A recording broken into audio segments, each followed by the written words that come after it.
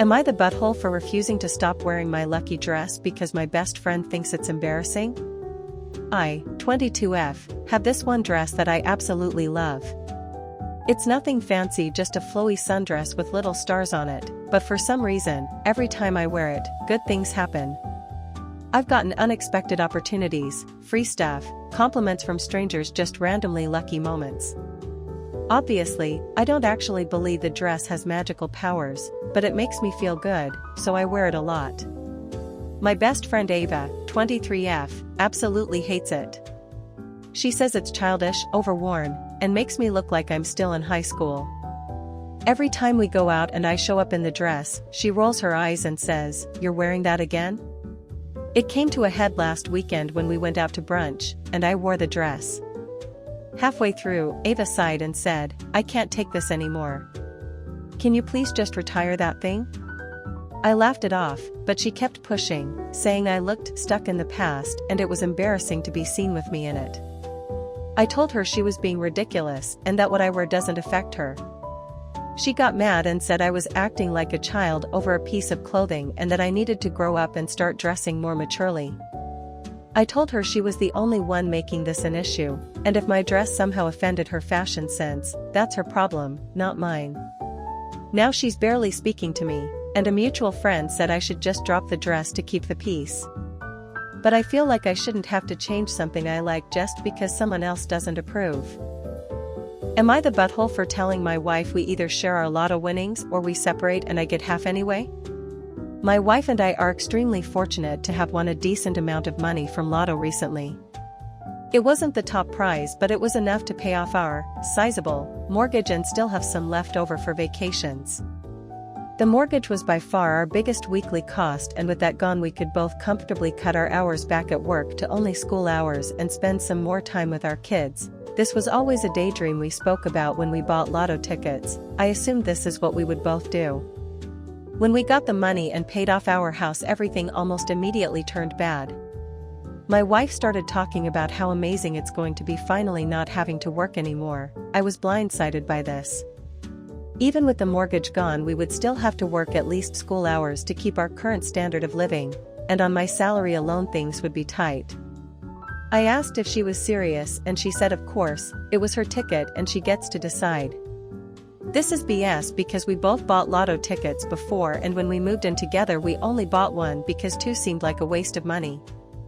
I tried to reason with her, say she could use some of the extra to take some unpaid leave here and there, but she needs to keep her job. When I said if I'm only working school hours, she absolutely flipped and started accusing me of being a gold digger and ruining this for her, how she deserved it after working so much of her life, etc. I asked her for a pause because I was honestly afraid. She's never been like this before.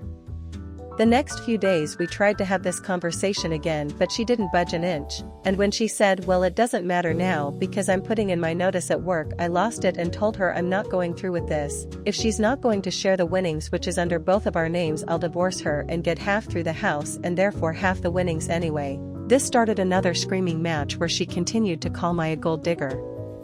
I'm absolutely exhausted and lost. I feel like my wife has been replaced by an imposter. I would have preferred not winning if I knew this was going to happen. Am I the butthole for telling my wife I want a divorce after she pointed out that as a stepdad I have to keep showing up no matter what happens? I, 39M, married Lisa, 38F, 4 years ago.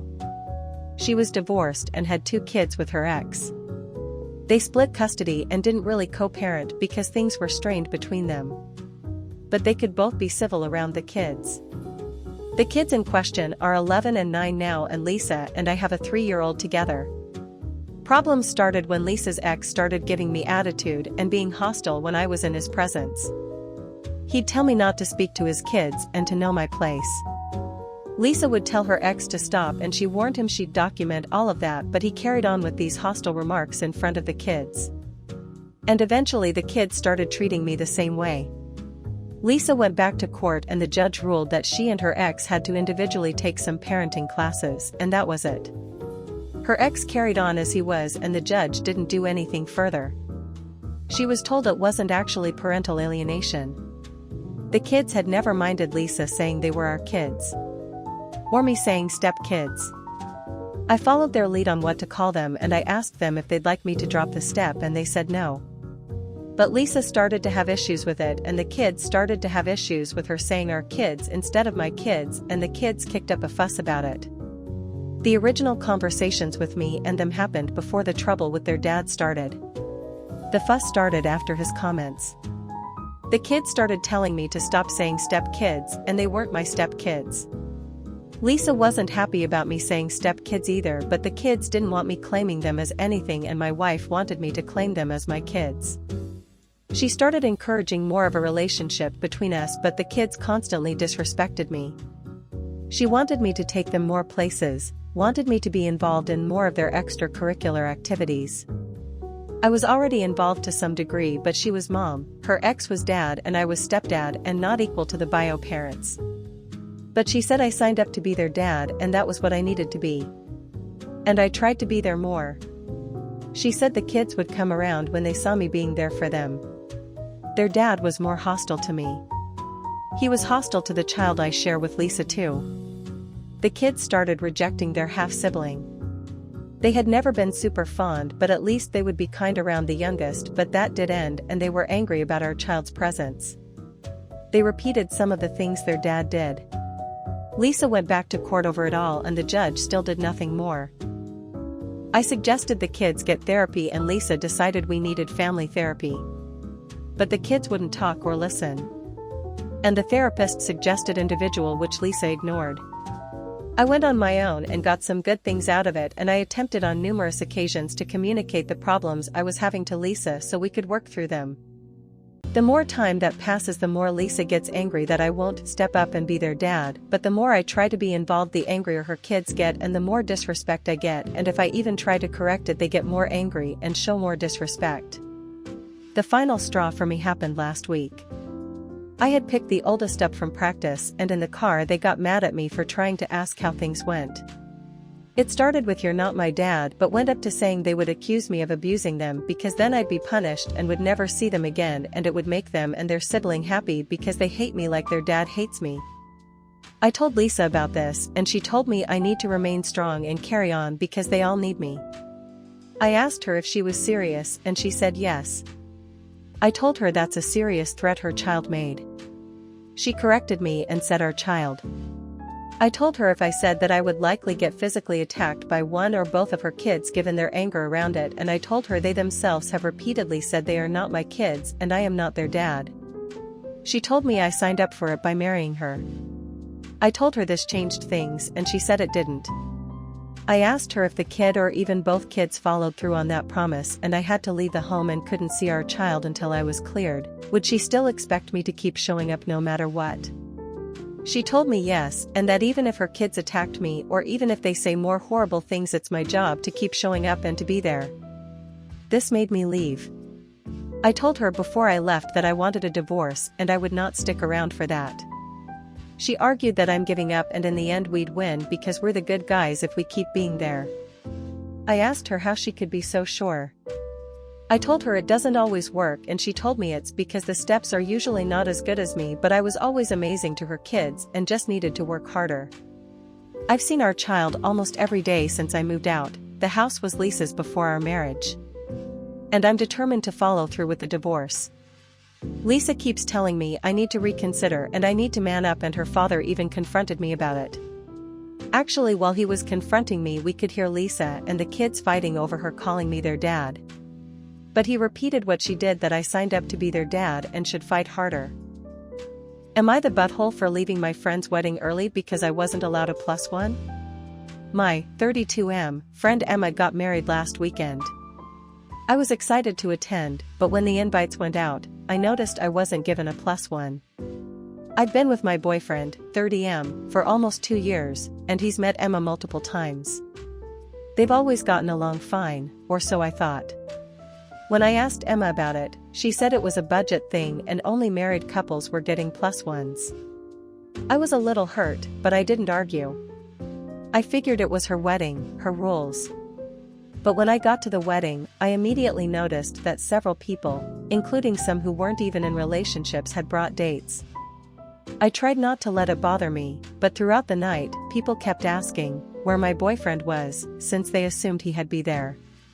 It was awkward.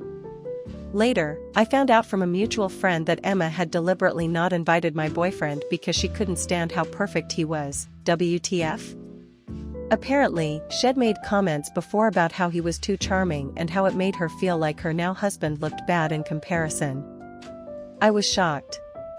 My boyfriend is just a genuinely nice guy who's always polite and friendly.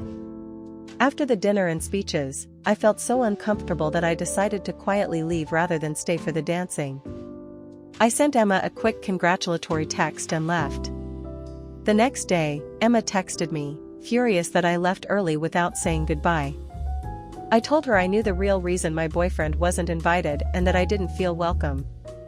She said I was making her day about me and that I was overreacting and that she just didn't want my boyfriend to take the spotlight at her wedding. Am I the butthole for blowing up on my mom and my aunt, again? For context, I am 29M and they are both 67F and 68F. Long story short, my mom and I moved back to our home city, much bigger compared to the mid-sized city we were living in, 2.5 years ago because we felt like the time was right, and wanted a change. Initially we wanted a place of our own, but my aunt wanted all three of us to live together. My mom and I hesitated because my mom and my aunt both lived together about 35 years ago, and it only lasted a year because they kept arguing, so my mom moved out. At the time my mom had a job, so she found a place of her own. Plus I wasn't mentally prepared to live with somebody else after my mom and dad divorced. Dad was an alcoholic. But in the end we decided to make the move. I started seeing cracks almost right away when my aunt would nitpick at things my mom was doing, and my mom would get upset over it. My mom would do the same thing to my aunt and my aunt would get upset over it. Initially I didn't mind it, but as time grew it began to get on my nerves. I already blew up on them a few months back when they argued over something silly, and having had to endure so many arguments from when my parents were still married, I just blew up and told them both to shut the fuck up. Today they were arguing over something else. This came 2 days after my aunt called my mom slow, which pissed off my mom, and this time I blew my gasket again. Only this time I kept going on and on and on. It doesn't help that since we moved I've struggled to find a job, trying different employment agencies plus programs but going nowhere. I'm signed up with another one in hopes it works. Our next door neighbor, we live in an apartment complex, is a nut job who keeps slamming his doors, making noises, and the landlord can't kick him out because they went to court and the tenant won. I'm not someone to get angered easily, but recently I've just been having more of a temper and it's really getting to me. Everything bothers me, and it doesn't help that I have to listen to my mom and aunt argue over silly nonsensical things. My mom and I can't afford to move out on our own, so we're essentially stuck with this arrangement for the time being. I'm literally just fed up with life.